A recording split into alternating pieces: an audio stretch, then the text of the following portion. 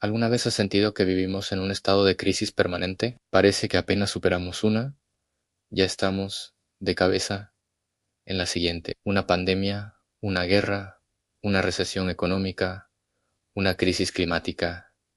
Es agotador, ¿verdad? Y si te dijera que esto no es una coincidencia, que no es mala suerte, y si te dijera que las crisis han dejado de ser accidentes para convertirse en una parte fundamental de cómo funciona nuestro mundo, hoy vamos a explorar una idea que puede sonar radical, pero que cada vez más economistas, sociólogos y pensadores están poniendo sobre la mesa.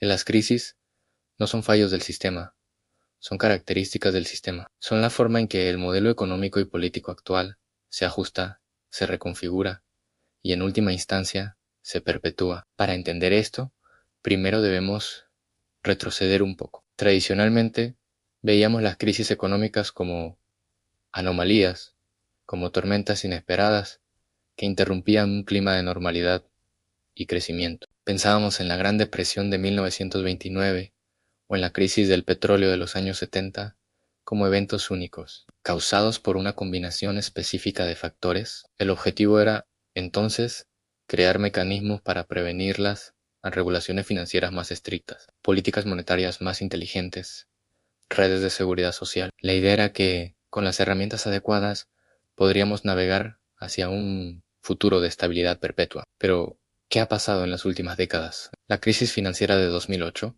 la crisis de la deuda europea, la crisis del COVID-19 y la inflación galopante que le siguió. La frecuencia y la intensidad de estas sacudidas globales parecen haber aumentado.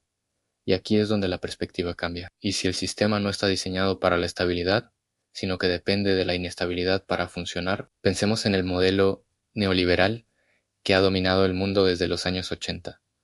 Sus pilares son la desregulación, la privatización y la globalización financiera. Este modelo promueve un flujo de capital casi sin restricciones por todo el planeta en busca del máximo rendimiento en el menor tiempo posible. Esto crea una enorme volatilidad. El dinero entra en un país o en un sector inflando burbujas especulativas, como la inmobiliaria antes de 2008 menos, y cuando la burbuja está a punto de estallar o aparece una mejor oportunidad en otro lugar, el capital huye con la misma rapidez, dejando tras de sí un rastro de destrucción económica. En este contexto, la crisis se convierte en una herramienta de ajuste.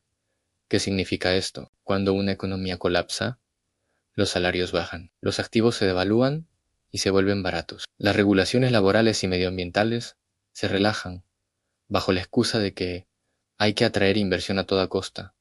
Es un reseteo forzado. La crisis actúa como una especie de destrucción creativa, un término acuñado por el economista Joseph Schumpeter, pero llevada a un extremo brutal. En lugar de que las empresas ineficientes quiebren para dar paso a otras más innovadoras, lo que se destruye es el poder adquisitivo de la gente, los servicios públicos y los derechos laborales. Después de este ajuste, el capital vuelve a entrar, comprando activos a precio de saldo, aprovechando la mano de obra barata y las regulaciones laxas. Es un ciclo de auge y caída que enriquece enormemente a quienes pueden mover su dinero rápidamente, mientras que la gran mayoría de la población paga los platos rotos, perdiendo sus ahorros, sus empleos o sus casas. Miren lo que pasó.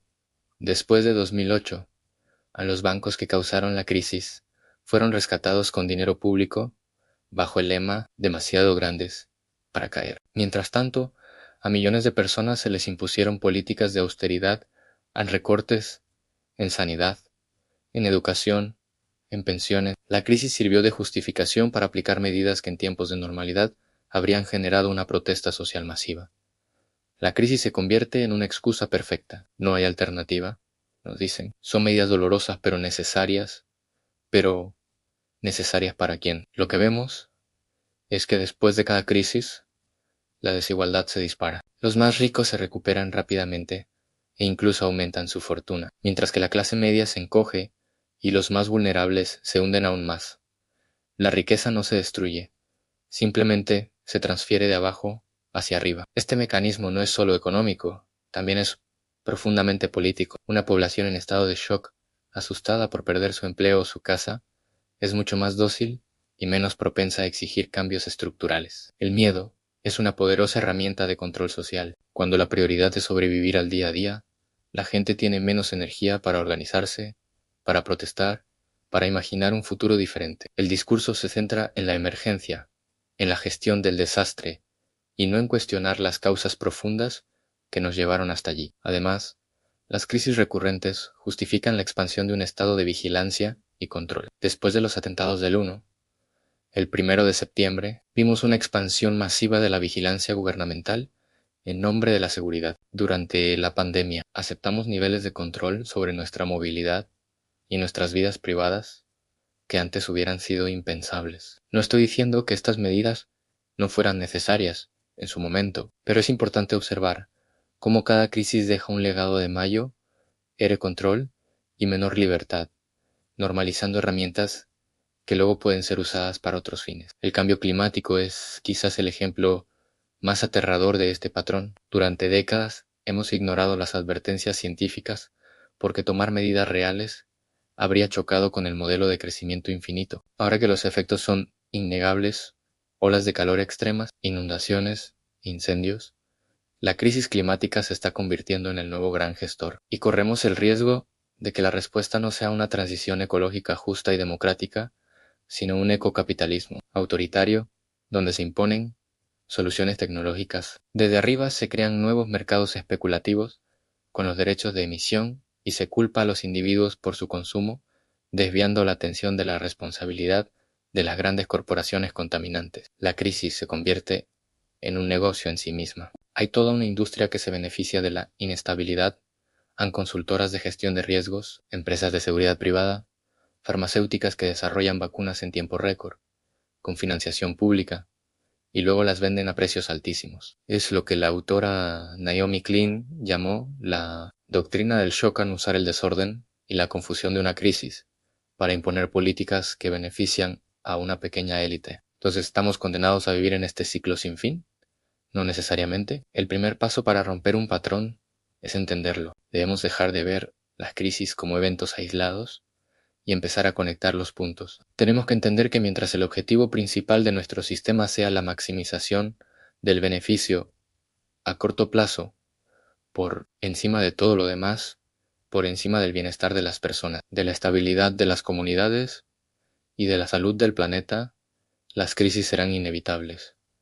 Necesitamos cambiar la conversación. En lugar de preguntar cómo volvemos a la normalidad después de una crisis, debemos preguntar ¿qué tipo de normalidad queremos construir? Una normalidad que no se base en la especulación financiera, sino en la economía real, en la producción de bienes y servicios que realmente necesitamos. Una normalidad donde los servicios públicos, como la sanidad y la educación, no sean vistos como un gasto, sino como la mejor inversión que una sociedad puede hacer. Una normalidad donde el éxito no se mida por el crecimiento del PIB, sino por el bienestar de la gente y la salud del ecosistema. Esto requiere valentía, requiere exigir una regulación financiera mucho más estricta, impuestos progresivos para reducir la desigualdad y financiar la transición ecológica, y una mayor inversión en lo público. Requiere fortalecer la democracia para que las decisiones importantes no las tomen tecnócratas en despachos cerrados,